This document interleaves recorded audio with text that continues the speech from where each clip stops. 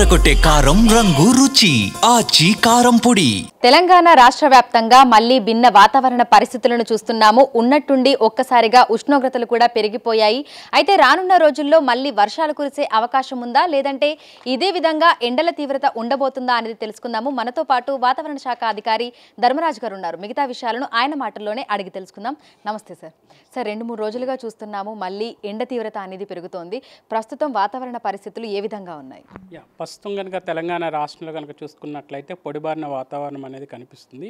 ఈరోజు ఉదయం బంగాళాఖాతంలో ఒక అల్పపీడనం కొనసాగుతున్నప్పటికీ కూడా దీని యొక్క ప్రభావం అనేది ఉత్తర రాష్ట్రాల మీద అధికంగా ఉండే అవకాశం అయితే కనిపిస్తుంది. ముఖ్యంగా ఒడిశా తీర ప్రాంతంలో దీని యొక్క తీవ్రత కొంచెం అధికంగా ఉండే అవకాశం అయితే కనిపిస్తుంది. ఇది బలపడినప్పటికీ కూడా ఉత్తర దిశ వైపే కదిలే అవకాశం కూడా ఉండడం వల్ల తెలంగాణ రాష్ట్రంలో ఒక విధంగా మనకి చూసుకున్నట్లయితే సిగ్నిఫికెంట్ వెదర్ ఫ్యూచర్స్ అనేవి ఏమీ ప్రస్తుతం కనిపించినప్పటికీ కూడా వాయువ్య దిశ గాలులు అనేవి కూడా రాష్ట్రం మీద తక్కువ స్థాయిలో వీస్తున్నప్పటికీ రానున్న 4-5 రోజులు కూడా పొడిబారిన వాతావరణం, అప్పుడప్పుడు మనకి తేలికపాటి జల్లులు కూడా మధ్య మధ్యలో వచ్చే అవకాశం కనిపిస్తుంది. అయితే ప్రస్తుతం ఏ జిల్లాలలో ఎంత మేరకు గరిష్ట ఉష్ణోగ్రతలు అనేవి నమోదవుతున్నాయి? ముఖ్యంగా చూసుకున్నట్లయితే ముఖ్యంగా సిటీలో కనుక చూసుకున్నట్లయితే ఈ రోజు సుమారు నిన్న కనుక చూసుకుంటే 31 డిగ్రీల వరకు కూడా ఉష్ణ తీవ్రత కొనసాగుతుంది. ముఖ్యంగా భద్రాచలంలో 33 డిగ్రీల వరకు కూడా గరిష్టంగా ఉష్ణ తీవ్రత అనేది కొనసాగుతుంది.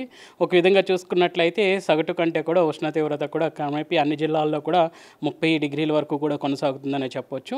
సో ఒక విధంగా రానున్న 5 రోజులు కూడా పొడిబారిన వాతావరణం ఉన్నప్పటికీ కూడా పగటిపూట కొంచెం మబ్బుగా ఉన్నప్పటికీ తర్వాత రోజు పొడిగించే కొద్దీ కూడా మనకి ఒక విధంగా పొడిబారిన వాతావరణం మధ్యస్థంగా ఎక్కడైతే మనకి ఎండ తీవ్రత పెరుగుతుందో అక్కడ మాత్రం మనకి తేలికపాటి జల్లులు ఉండే అవకాశం కనిపిస్తుంది.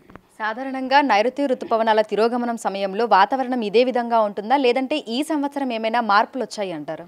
ఒక విధంగా చూసుకున్నట్లయితే నైరుతి తిరోగమనం అనేది ఇప్పుడు ముఖ్యంగా ఉత్తర రాష్ట్రాల్లో ప్రస్తుతం కొనసాగుతున్నప్పటికీ కూడా తెలంగాణ రాష్ట్రానికి వచ్చేసరికి అక్టోబర్ 15వ తారీఖు వరకు కూడా ఈ నైరుతి తిరోగమనం అయ్యి మనకి ఈశాన్య ఋతుపవనాలు అనేవి రాష్ట్రంలోకి ఎంటర్ అవ్వడానికి అనుకూలమైనటువంటి వాతావరణం అనేది 15వ తారీఖు అక్టోబర్న కనిపిస్తూ ఉంటుంది సర్వసాధారణంగా.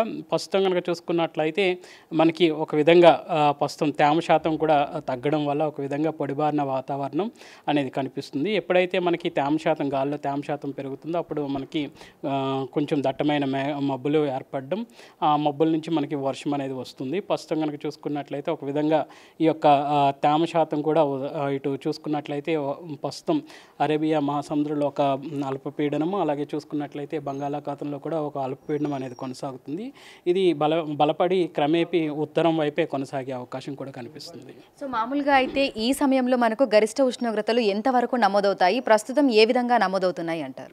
ఒక విధంగా చూసుకున్నట్లయితే సగటున కనుక చూసుకున్నట్లయితే మనకి నైరుతి ఋతుపవనాలు ఆల్మోస్ట్ అక్టోబర్ ఈరోజు 1వ రోజులో ఉన్నాం కాబట్టి సుమారు మనకి 29 డిగ్రీల వరకు కూడా ఉష్ణ తీవ్రత కొనసాగుతుంది. ప్రస్తుతం కనుక చూసుకున్నట్లయితే సిటీ కనుక చూసుకుంటే మనకి 30 డిగ్రీలు, గరిష్టంగా కనుక చూసుకున్నట్లయితే భద్రాచలంలో 33 డిగ్రీల వరకు కూడా ఉష్ణ తీవ్రత అనేది కొనసాగుతుంది. సో రాత్రి సమయంలో పరిస్థితి ఏ విధంగా ఉండే అవకాశం ఉంది అంటారు? రాత్రి సమయంలో తేలికపాటి నుంచి మోస్తరు వర్షాలు కురిసే అవకాశం ఏమైనా ఉందా?